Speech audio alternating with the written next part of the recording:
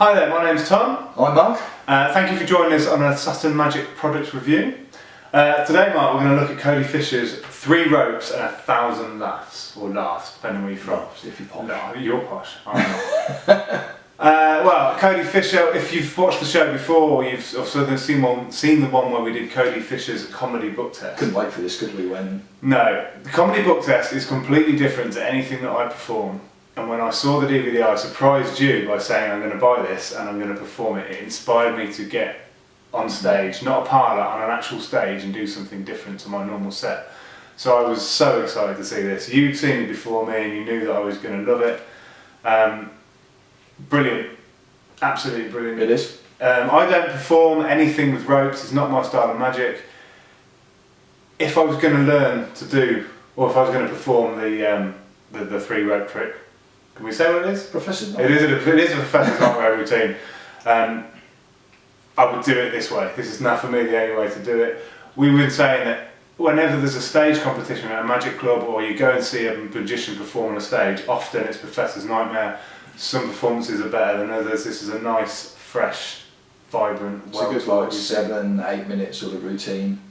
With three members of the audience. The thing I like about it as well is a lot of rope routines. People, I'm not knocking Richard Sanders fibre optics. It's a brilliant routine, but it goes on forever. There's like umpteen different phases, sub-phases, and the things sliding up and down the rope, and the ropes change to this, which is brilliant. But first time you see it. But when you're on a stage and you've only got a limited amount of time to entertain people, do you really want to do 10 minutes of a multi-phase rope routine? Whereas with this, you're doing 7-8 minutes, maybe a little bit more, depending on how you pace yourself. But you're doing a good 7 or 8 minutes, and all you're doing is the Professor's Nightmare, which, okay, not everybody probably knows how to do it, but I'd imagine most people very do. public.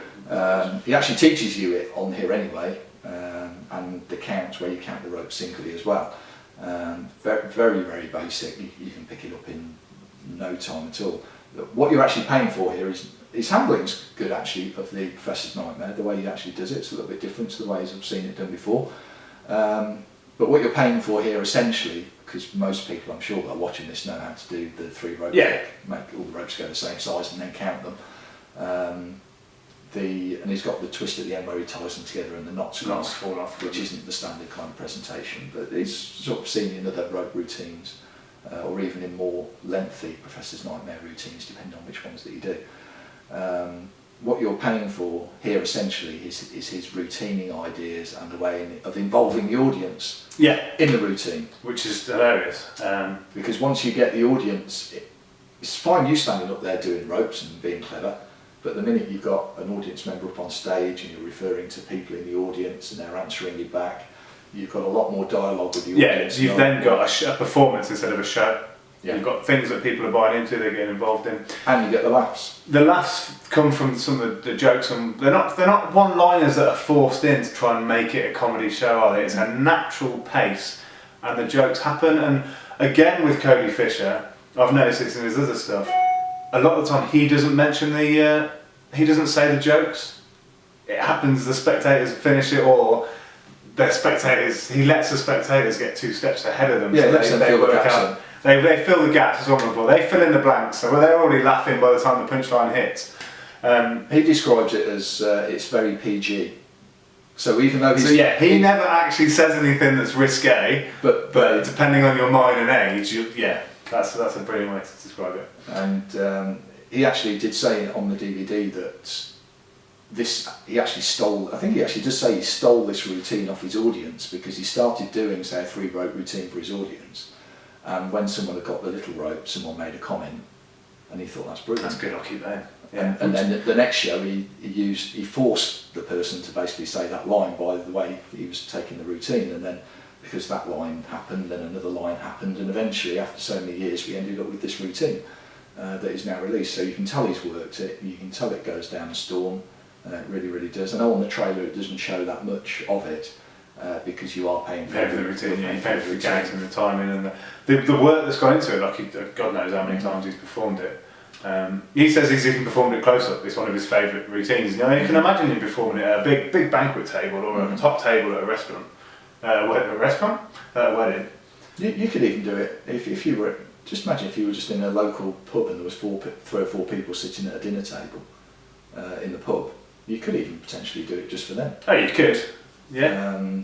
One thing he does do, he cuts a rope up every single time when he does it, because he starts off with one long piece of rope and then cuts it up to make the 3 ropes. Which is nice, but if you wanted to keep it cheaper than that, then you could have the ropes pre-cut and then you can use the same ones over and over. To do it on stage, you'd want to cut the rope up, but to do it at every table hopping or every other table or repeated it, you can do it the normal standard way, can't you? That's right. So you can do it on stage, because I know not everyone performs on stage. Very few people get that chance to do parlour or stage performances nowadays, but you can certainly do it at dinner tables. Brilliant. Very well filmed. Very well taught. It's filmed the same way the book test is filmed. It's on in his local comedy club or something, and then the backstage footage of him explaining it. He goes through it slowly. He speaks very clearly. Very easy to understand. Great project. It's not inspired me as much as the book test, I'll be honest, but if I ever get to the point where I'm thinking I'm going to do some rope magic, that's the only way I'm going to do it. Yeah. I don't currently do any rope tricks yet either, because I've always been bored, let's say, by the length and everything, all the different moves and things that are involved.